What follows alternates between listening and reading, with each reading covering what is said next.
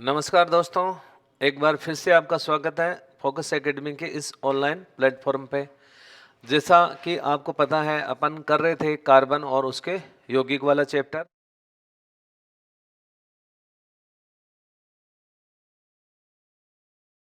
किस प्रकार के यौगिक बनाता है, इसका एक विशेष गुण पढ़ा था आपने, श्रृंखलन का गुण, जिसके बारे में आपने पढ़ा था दोस्तों कि कार्बन जब कार्बन परमाणु से जुड़ता है तो वो लंबी लंबी श्रृंखला के क्या बनाता है, यौगिक बनाता है। इसको अपन कहते हैं श्रृंखलन का गुण। इसके अलावा आपने पिछली क्लास में पढ़ा था कि कार्बन के जो यौगिक होते हैं वो 3 प्रकार के होते हैं, एल्केन, एल्किन और एल्काइन श्रेणी के। तो यहाँ तक की बातें आपने पिछली क्लास के अंदर हो चुकी थी और आज अपन करने वाले हैं इससे नेक्स्ट अगला जो पार्ट है वो। तो इससे नेक्स्ट अगला जो पार्ट है वो दोस्तों आपके परीक्षा के लिए बहुत ही महत्वपूर्ण होने वाला है और यहाँ से हर बार एक क्वेश्चन जरूर आता है, डेफिनेटली आता है। तो इस वाले पार्ट को आपको बहुत अच्छे से पढ़ना है और आगे अपन पढ़ने वाले हैं। आज अपन पढ़ने वाले कार्बन के अपरूप के बारे में। दोस्तों आज अपन क्या पढ़ेंगे, कार्बन के जो अपरूप हैं उनके बारे में पढ़ेंगे। तो सबसे पहले तो आपको समझना है कि जो अपरूपता का जो गुण होता है, अपरूपता किसको कहते हैं, अपरूप क्या होते हैं, अपरूप का मीनिंग क्या होता है, इसकी डेफिनेशन क्या है, इसकी परिभाषा क्या है। तो दोस्तों सबसे पहले मैं आपको बता रहा हूं कि अपरूप क्या होता है और अपरूपता किसको कहते हैं। तो दोस्तों मैं लिख रहा हूं अपरूपता का गुण। अपरूपता का गुण क्या होता है, तो समझिए अपरूप का मतलब होता है जिसके कई रूप हों। जैसा ये नाम आपको दिख रहा है, जिसके कई प्रकार के क्या हो, रूप हो, जो कई रूपों में पाया जाए उसको अपन क्या बोलेंगे, अपरूप कहेंगे। और जो ऐसा गुण दर्शाता है, जो ऐसा गुण दर्शाता है ना, ऐसा गुण दर्शाने की जो मैकेनिज्म है, जो विधि है, जो क्रिया विधि है, उसको बोलते हैं अपरूपता। उसको क्या बोलेंगे अपन, अपरूपता बोलेंगे। तो दोस्तों अपरूपता या अपरूप का मीनिंग या अर्थ क्या होगा, जिसके कई रूप हों, जिसके कई रूप हों, जो कई रूपों में पाए जाए लेकिन उसके मूल गुणों में कोई चेंज नहीं हो, वो क्या दर्शाता है, वो अपरूपता का गुण दर्शाता है। और पदार्थों के इस गुण को कहते हैं अपरूपता का गुण। तो मैं इसकी परिभाषा आपके सामने लिख रहा हूं दोस्तों। इसकी डेफिनेशन क्या होगी, तो डेफिनेशन अपन इसकी ये दर्शाएंगे। अपरूपता का अर्थ होता है यदि यदि किसी पदार्थ के यदि किसी पदार्थ के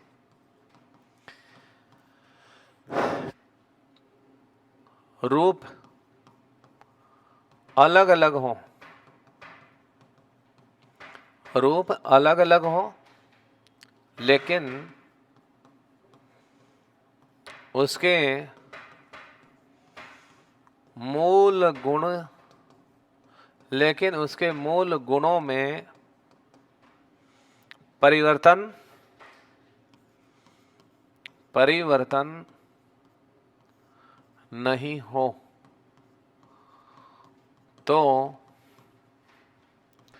पदार्थों के इस गुण को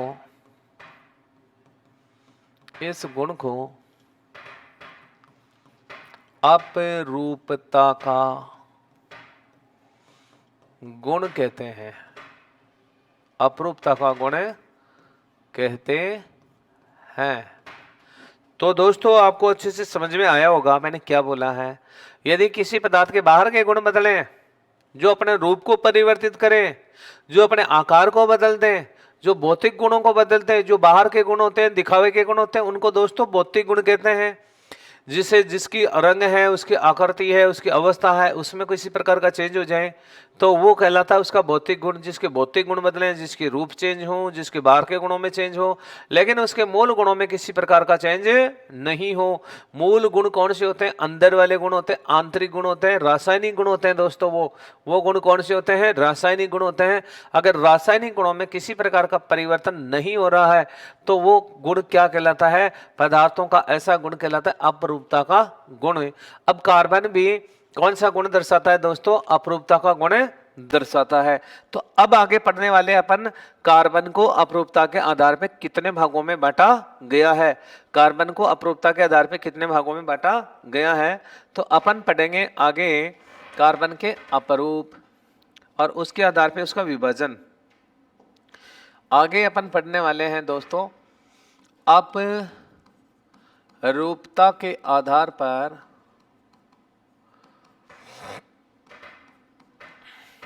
कार्बन का विभाजन, अपरूपता के आधार पर कार्बन का विभाजन, अपरूपता के आधार पर कार्बन का विभाजन। तो कार्बन को दो भागों में बांटा गया है अपरूपता के आधार पे दोस्तों। कितने भागों में बांटा गया है?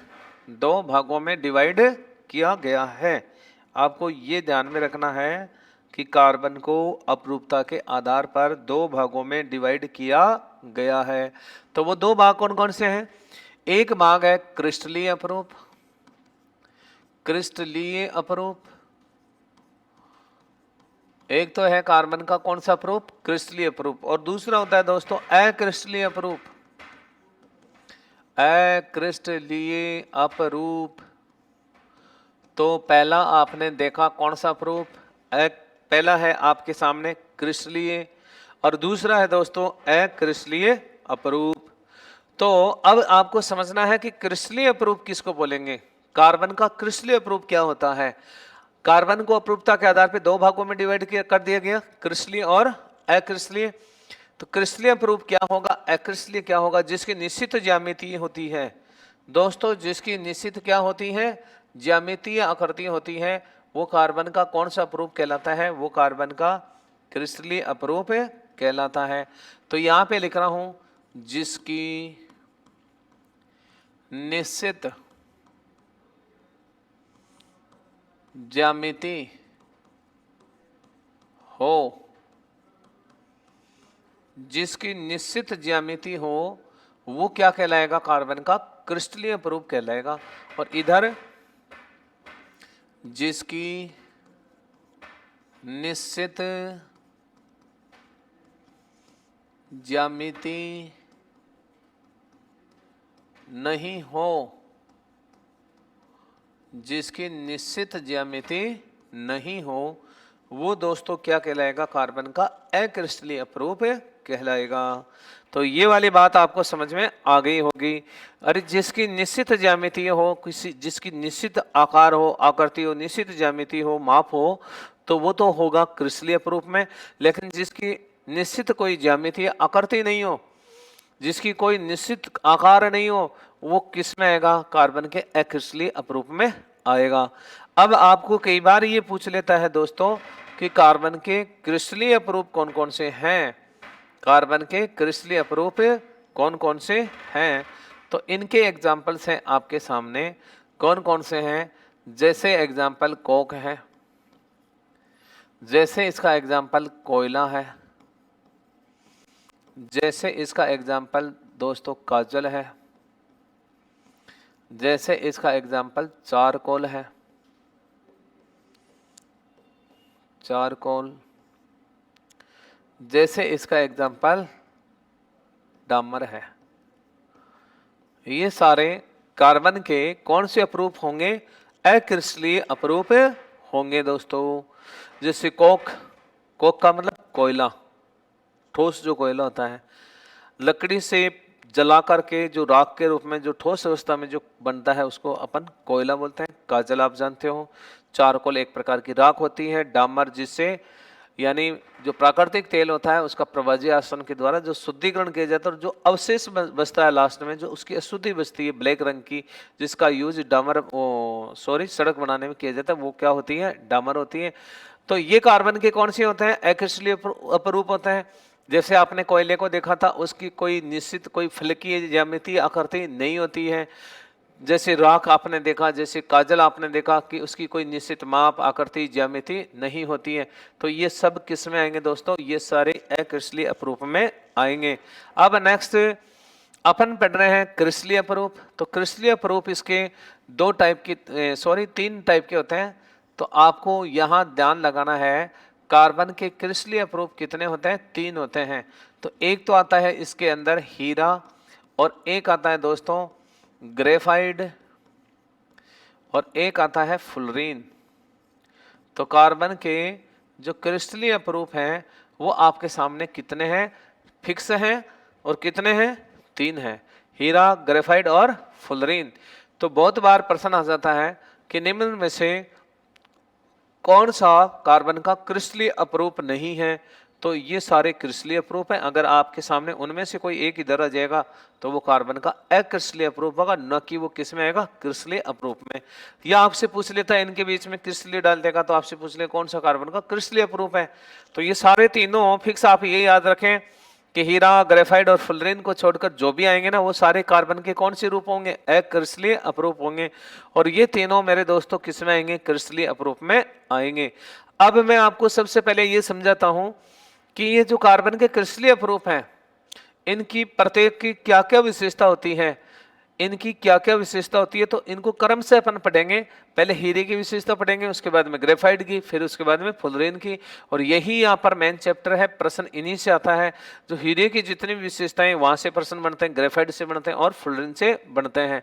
तो आगे अपन दोस्तों इससे आगे पढ़ने वाले हैं कि ये जो क्रिस्टलीय अपरूप है इनकी क्या क्या विशेषताएं होती हैं। तो आगे अपन पढ़ेंगे कि जो कार्बन का क्रिस्टलीय अपरूप है हीरा, डायमंड, उसकी क्या क्या विशेषताएं होती हैं, डायमंड की क्या क्या विशेषताएं होती हैं। तो सबसे पहले दोस्तों आपको याद रखना है, पहली बात तो आप इसके बारे में क्या याद रखेंगे, पहली बात याद रखेंगे यह है कार्बन का सबसे कठोर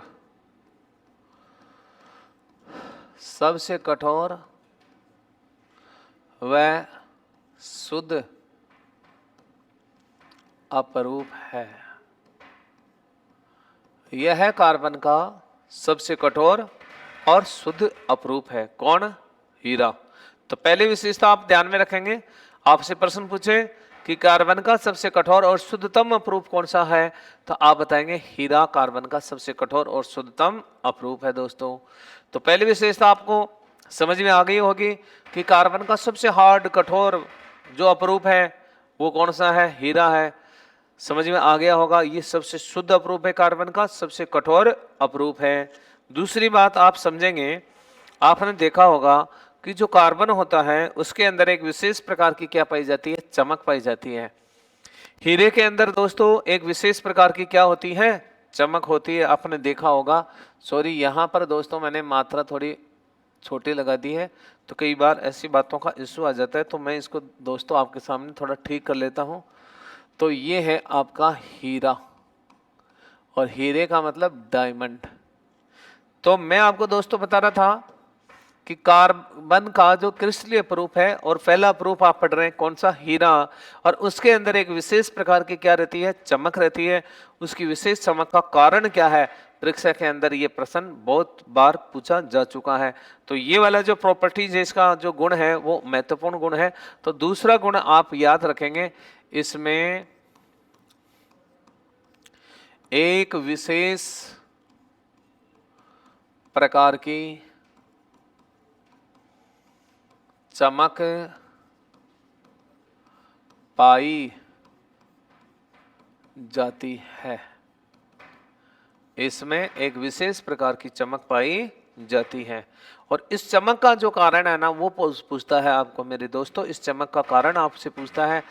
इस चमक का कारण क्या है, तो आप याद रखेंगे इस चमक का कारण पूर्ण प्रकाश का हीरे के अंदर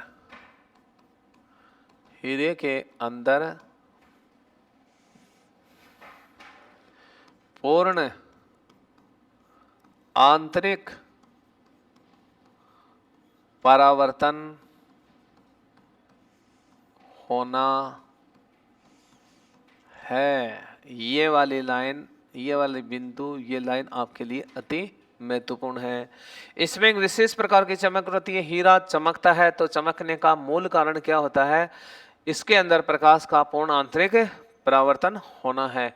तो दोस्तों आपने पढ़ा होगा, पूर्ण आंतरिक परावर्तन का मतलब होता है कि प्रकाश की किरण किसी एक विशेष कोण से टकरा कर जब उसी माध्यम में वापस आ जाए, किसी एक विशेष कोण से टकरा कर उसी माध्यम में आए, तो उसको बोलते हैं पूर्ण आंतरिक परावर्तन।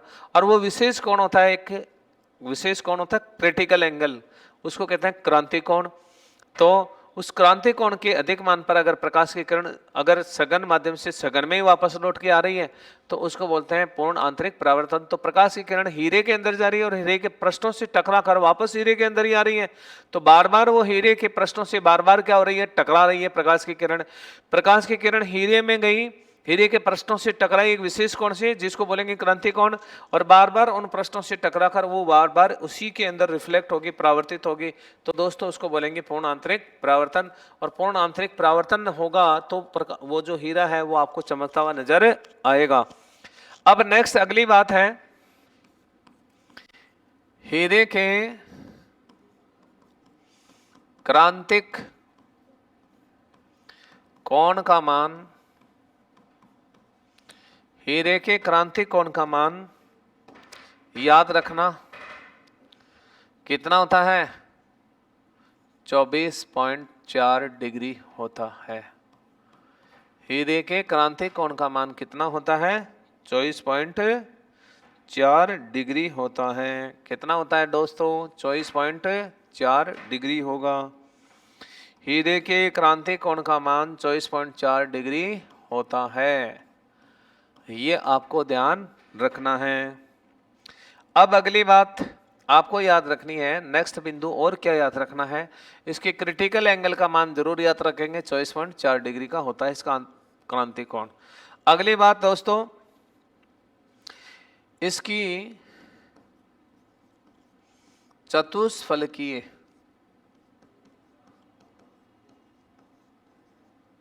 त्रिविम ज्यामिति होती है, चतुष्फलकीय त्रिविम ज्यामिति होती है।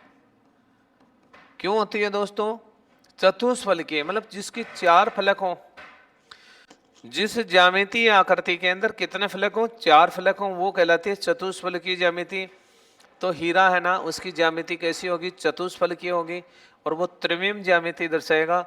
और उसके होने का कारण क्या होगा, क्योंकि इसमें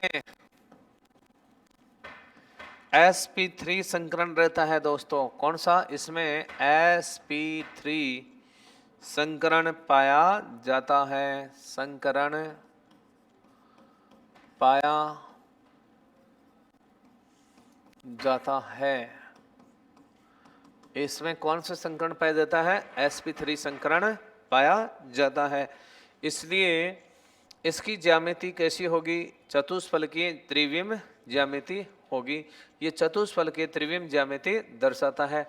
तो ये वाला बिंदु भी इसका आपको याद रखना है। और क्या याद रखना है, अगली बात याद रखनी है, हीरा विद्युत का कुचालक होता है। हीरा विद्युत का कुचालक होता है। हीरा विद्युत और ऊष्मा दोनों का ही क्या होता है दोस्तों, कुचालक होता है। क्योंकि इसमें कौन सा संकरण है आपके सामने, इसमें sp3 संकरण है। एक s3p कक्षकों से जुड़ सकता है मैक्सिमम।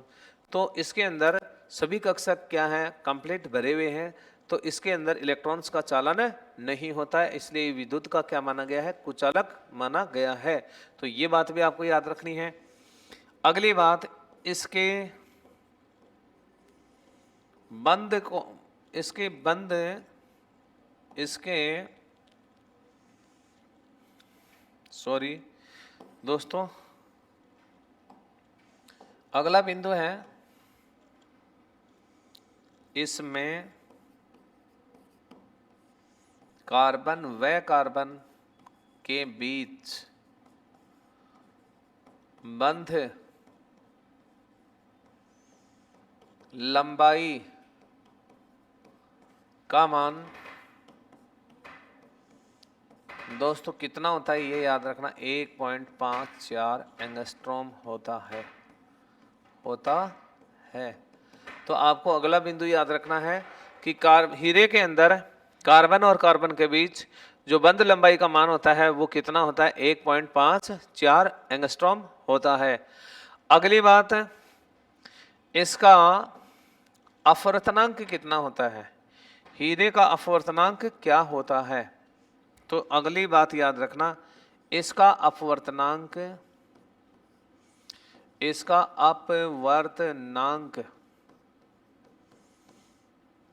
2.42 होता है। अपवर्तनांक एक आनुपातिक मान होता है जिसका कोई मात्रक नहीं होता, तो ये आप याद रखेंगे 2.42 होता है। और क्या याद रखेंगे, इसके बंध कोण का मान, बंध कोण का मान 109 डिग्री 28 मिनट होता है। इसके बंध कोण का मान दोस्तों कितना होगा, 109 डिग्री 28 मिनट होता है। ये इसके बंध कोण की बात है। इसमें संकरण कौन सा रहेगा, sp3 रहेगा। ये कैसा होगा, चमकदार होगा, कार्बन का सबसे कठोर अपरूप होगा, शुद्ध अपरूप कहलाएगा। इसकी चमक का कारण क्या है आपसे पूछा जाए तो आप बताएंगे इसका पूर्ण आंतरिक परावर्तन है। इसके अंदर जो पूर्ण आंतरिक परावर्तन होता है तो बंध कोण का मान कितना होता है, तो आप बताएंगे 24.4 एंगस्ट्रॉम, वो 24.4 डिग्री का होता है वो। इसकी ज्यामिति sp3 संकरण के कारण कैसी होगी, चतुष्फलकीय त्रिविम ज्यामिति होगी। और दोस्तों ये विद्युत और उष्मा का क्या होता है, कुचालक होता है। इसमें कार्बन और कार्बन के बीच जो बंध की लंबाई है का मान है वो कितना होता है, 1.54 एंगस्ट्रॉम होता है। और इसका दोस्तों अपवर्तनांक होता है कितना, 2.42 होता है। और इसके बंध कोण का मान होता है 109 डिग्री 28 मिनट का होता है। तो ये वाली बातें थी दोस्तों। अब आगे की बात पढ़ेंगे कि इसके यूज क्या क्या है, हीरे के यूज क्या क्या है, हीरा किस काम के आता है। तो आगे है हीरे के उपयोग, हीरे के उपयोग, हीरे के उपयोग। तो दोस्तों देख रहे हो आप हीरे के उपयोग। तो हीरे के कौन कौन से उपयोग हैं। पहला उपयोग है यह कांच आदि काटने के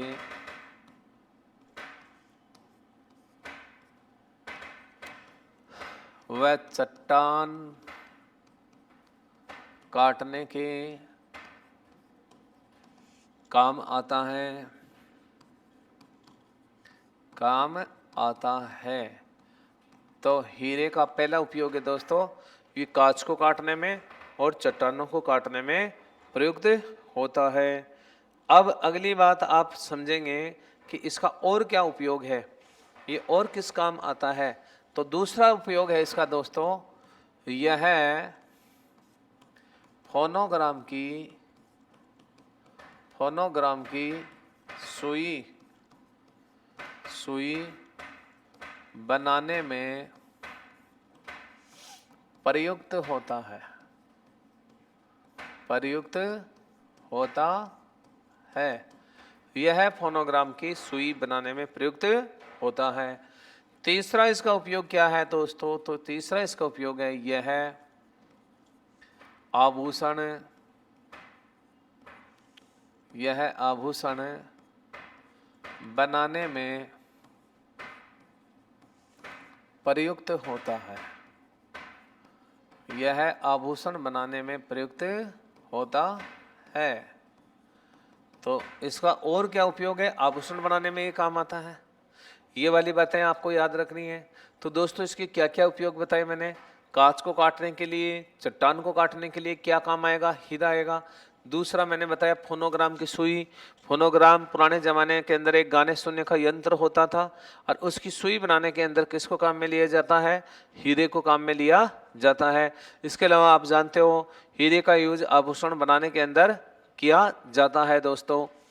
अब आगे अपन पढ़ने वाले हैं अगला चैप्टर। तो अगला है हीरे के बाद में 2 नंबर पे कौन आता है दोस्तों, 2 नंबर पे आता है ग्रेफाइट। तो अब आगे अपन पढ़ेंगे किसके बारे में, आप पढ़ेंगे अब ग्रेफाइट के बारे में। तो दूसरा अप्रूफ है कार्बन का, जो सेकंड अप्रूफ है वो कौन सा है दोस्तों, ग्रेफाइट है। तो ग्रेफाइट की क्या क्या विशेषताएं हैं, ग्रेफाइट की क्या क्या विशेषताएं हैं, तो ये आप पढ़ेंगे। तो मैं आपके सामने पहली विशेषता बता रहा हूं इसकी। तो ग्रेफाइट की जो पहली विशेषता है दोस्तों, वो है यह है कार्बन का सबसे मुलायम और चिकना अपरूप है। अपरूप है। यह है कार्बन का सबसे मुलायम और कैसा है, चिकना अपरूप है दोस्तों। यह आपको ध्यान में रखना है। कई बार आपसे पूछ लेता है कि कार्बन का सबसे मुलायम और चिकना अपरूप क्या होता है, तो आप बताएंगे सबसे मुलायम और चिकना अपरूप क्या होगा, ग्रेफाइट होगा। इससे पहले आपने दोस्तों पढ़ा था कि कार्बन का जो सबसे कठोर अपरूप है वो कौन सा होता है, हीरा होता है। लेकिन सबसे मुलायम और चिकने की बात की जाएगी तो कौन आएगा, ग्रेफाइट आएगा। दूसरी बात मेरे दोस्तों, ग्रेफाइट में यानी इसमें देखो कौन सा संकरण पाया जाता है, sp2 संकरण पाया जाता है। इसमें कौन सा संकरण पाया जाता है, sp2 संकरण पाया जाता है दोस्तों। क्योंकि आपने पढ़ा था हीरे के अंदर कौन सा संकरण था, sp3। sp3 संकरण क्या होता है, जिसमें दोस्तों एक s और 3 p कक्षक आपस में मिलकर जुड़े तो वो sp3 होगा। जिसमें एक s और 2 p जुड़ेंगे तो वो कौन सा होगा, sp2 संकरण होगा। तो इसके अंदर दोस्तों कौन सा संकरण पाया जाता है, sp2 संकरण पाया जाता है। नेक्स्ट अगली बात, अगला बिंदु क्या है, अगला बिंदु है इसकी षटकोणीय, इसकी षटकोणीय ज्यामिति होती है। तो दोस्तों आपको याद रखना है इसकी ज्यामिति कैसी होती है, इसकी ज्यामिति षटकोणीय होती है, 6 फलक वाली इसकी ज्यामिति होती है दोस्तों।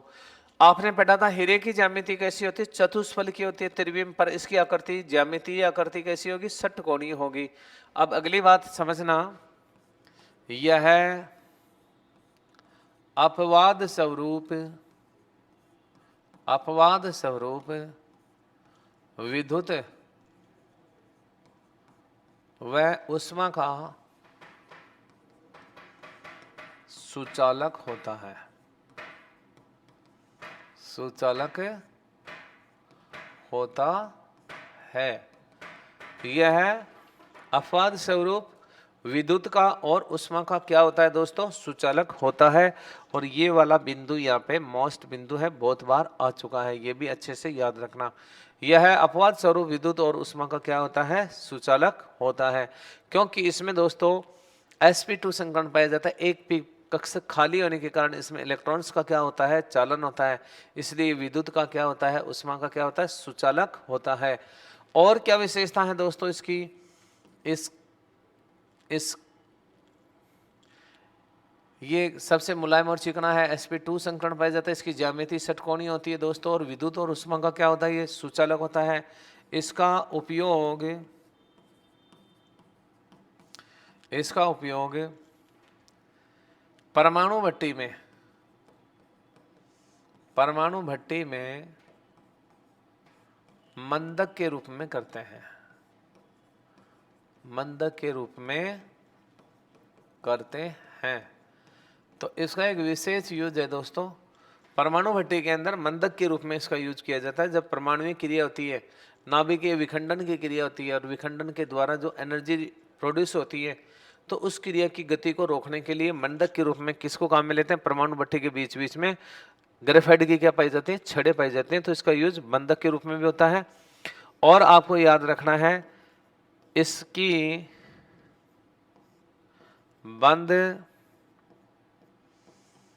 कोण का मान 120 डिग्री होता है। इसके बंद कोण का मान दोस्तों कितना होता है, 120 डिग्री होता है। इसके बंद कोण का मान आपको याद रखना है 120 डिग्री होता है दोस्तों। तो इसके बंद कोण का मान कितना डिग्री होगा? 120 डिग्री होगा। ये बात भी आपको ध्यान में रखनी है। और क्या विशेषताएं हैं इसका? देखो, उपयोग किया जाता है इसका। इसके अलावा पहले आपको याद रखना है दोस्तों, इसके अंदर एक विशेष गुण होता है, इसमें भंगुरता का गुण पाया जाता है दोस्तों। इसमें कौन सा गुण पाया जाता है? भंगुरता का गुण पाया जाता है। ब्रिटल नेचर होती है इसकी। भंगुरता का मतलब ये होता है हल्की सी चोट मारने पर जो अलग अलग टुकड़ों में बिखर जाए, टूट जाए, तो उस गुण को कहते हैं दोस्तों भंगुरता का गुण। तो ग्रेफाइट भंगुरता का गुण भी दर्शाता है। जैसे पेंसिल के अंदर इसका यूज होता है, तो वो छिला हुआ जो भाग है, अगर उसके हल्की सी चोट लग जाती है तो वो छोटे छोटे टुकड़ों में विभक्त हो जाता है दोस्तों। उस गुण को कहते हैं भंगुरता का गुण। तो इसमें भंगुरता का गुण भी पाया जाता है। अब अगला बिंदु क्या है दोस्तों? आगे की बात क्या है? आगे की बात यह है दोस्तों, जैसे और क्या पढ़ेंगे इसके बारे में, इसमें इसका उपयोग पेंसिल बनाने में किया जाता है। तो आपको याद रखना दोस्तों, इसका उपयोग किस में होता है? पेंसिल बनाने में किया जाता है। और किस में करते हैं? इसका एक उपयोग और है, इसका उपयोग शुष्क स्नेहक बनाने में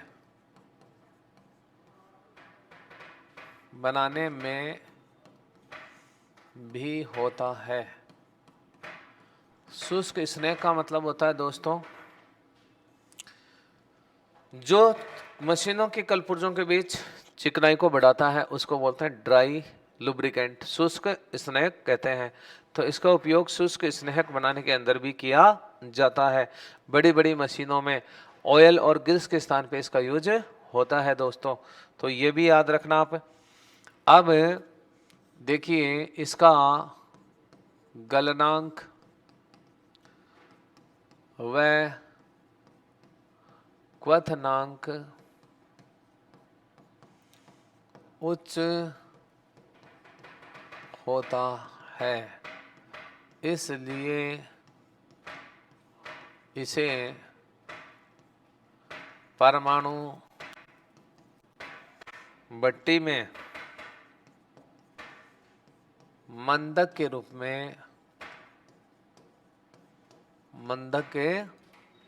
में प्रयुक्त करते हैं।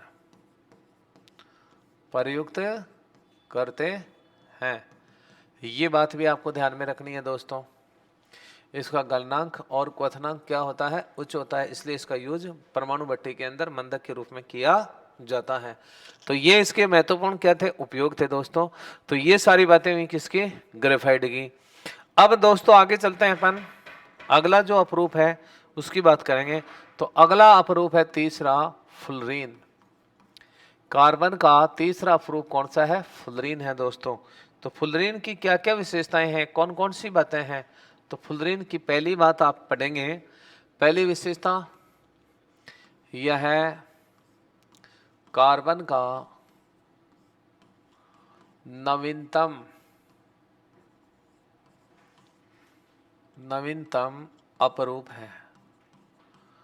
यह कार्बन का नवीनतम अपरूप है।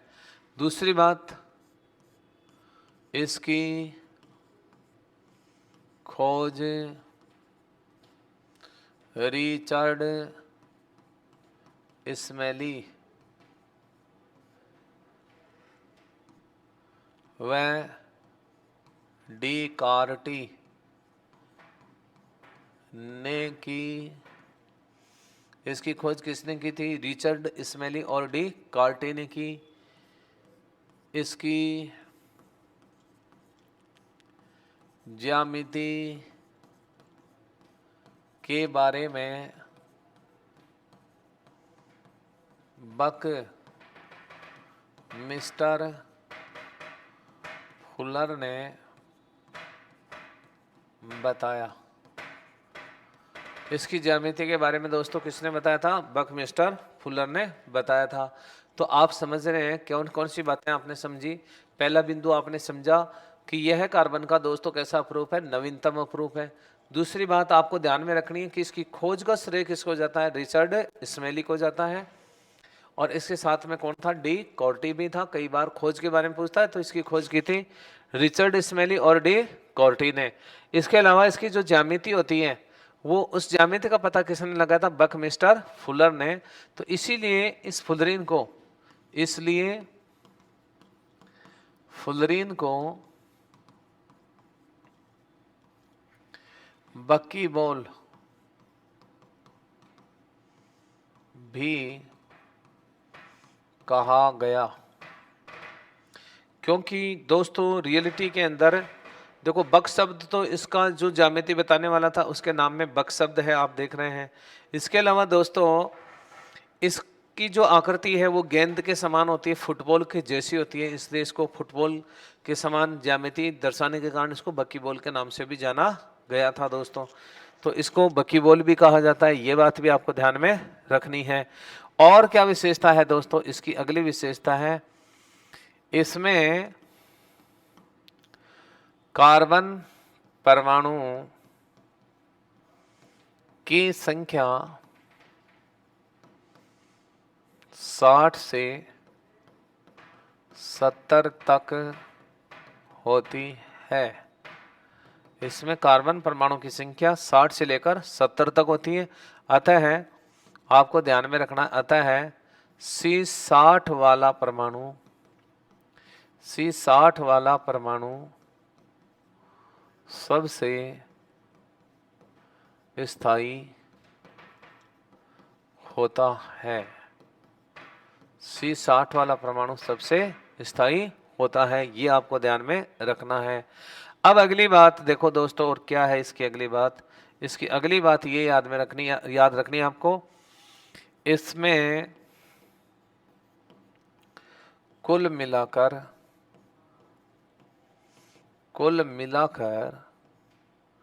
32 फलक होते हैं, जो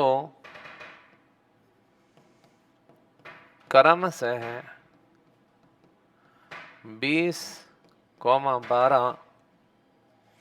20,12 की स्थिति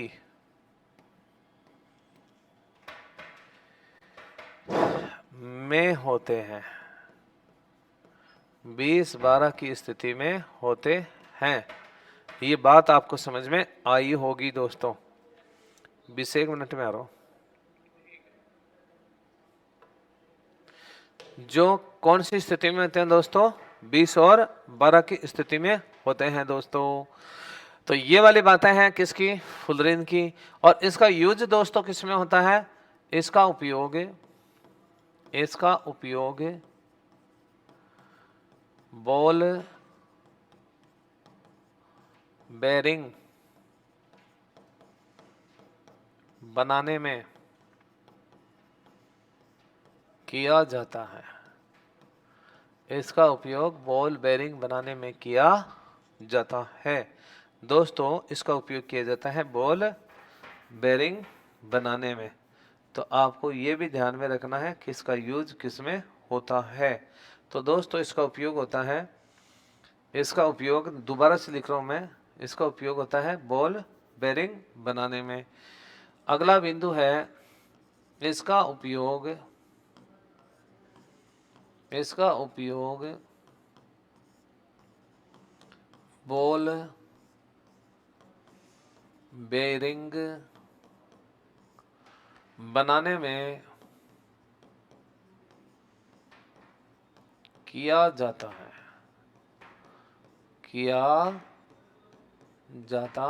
है। तो ये वाली बातें आपको याद रखनी है दोस्तों। किसके बारे में? फुलरीन के बारे में। तो प्रत्येक बिंदु के बारे में एक बार फिर से डिस्कस करते हैं। देखो फुलरीन दोस्तों ये कार्बन का सबसे नवीनतम अप्रूव माना गया है। इसकी खोज रिचर्ड स्मेली और डी कॉर्टी ने की थी। तो आपको खोज की बात पूछेगा तो आप खोज का श्रेय किसको देंगे? आप खोज का श्रेय देंगे दोस्तों रिचर्ड स्मेली और डी कॉर्टी को। अगर आपसे पूछे कि इसकी ज्यामिति के बारे में किसने समझाया था, तो दोस्तों इसकी ज्यामिति के बारे में बताया था बकमिस्टर फुलर ने। तो इसकी ज्यामिति को बताने वाला आदमी था बकमिस्टर फुलर। तो इसी के नाम पर इसका नाम पड़ा था फुलरीन, और इसी के नाम पर इसका एक नाम और रखा गया था दोस्तों, कौन सा? बकीबॉल भी रखा गया था। इसे बकीबॉल क्यों कहा गया? क्योंकि इसका आकार फुटबॉल जैसा होता है। इसका आकार क्या होता है? फुटबॉल जैसा होता है। तो इसलिए इसको वो दोस्तों क्या कहा गया? बकीबॉल भी कहा गया। तो यहाँ पे एक लाइन और लिख लेना, इसका आकार फुल्लर ने बताया इसका आकार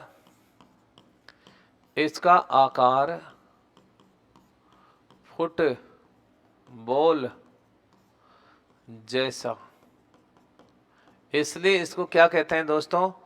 फुलरीन को क्या कहते हैं? इसलिए फुलरीन को बकीबॉल भी कहते हैं। क्या कहते हैं? बकीबॉल भी कहते हैं, कहा गया। इसमें कार्बन परमाणु की संख्या दोस्तों 60 से लेकर 70 तक होती है, लेकिन सबसे स्थायी परमाणु कौन सा होता है? C60 वाला होता है। C60 वाला जो होता है ना, वो सबसे ज्यादा स्थायी होता है। इसमें कुल मिलाकर कितने फलक होते हैं दोस्तों? 32 फलक होते हैं। इसके कुल फलकों की संख्या होती है 32। तो इसके 32 फलक होते हैं, और जो कौन सी स्थिति में होते हैं? 20 और 12 की स्थिति में होते हैं, और इसका उपयोग बॉल बेयरिंग बनाने में किया जाता है। तो ये सारी बातें हैं दोस्तों किसकी? फुलरीन की। तो दोस्तों आज अपन ने बात की कार्बन के कौन से रूपों की? क्रिस्टलीय अपरूपों की। इसके अलावा आप देख रहे थे कार्बन के जो दूसरे टाइप के अपरूप हैं वो अक्रिस्टलीय अपरूप हैं, जिनके अंदर आपने देखा था कोक, कोयला, डामर, है ना, चारकोल आदि। तो उनकी इतनी कोई खास विशेषताएं नहीं है, आपको सिर्फ नाम ध्यान में रखने हैं और इनके प्रत्येक बिंदु को आपको दिमाग में रखना है। तो आज दोस्तों अपन इतना ही रखने वाले हैं, और अगर अगले जो चैप्टर आएगा अपना, तो उस नेक्स्ट चैप्टर के अंदर अपन बात करेंगे दोस्तों नेक्स्ट बिंदु की। तो आज इस टॉपिक को अपन एंड करने वाले हैं, इसको यहीं खत्म करेंगे, और इनको आप अच्छे से पढ़ रहे होंगे दोस्तों। जहां भी आपको कोई समस्या आ रही है, कोई बात समझ में नहीं आ रही है, तो डेफिनेटली आप कमेंट से बताएं, तो हम आगे के वीडियो में उसको अच्छे से देख करके उसमें सुधार करके आपको बड़े अच्छे से समझाएंगे। ठीक है दोस्तों, जय हिंद, जय भारत।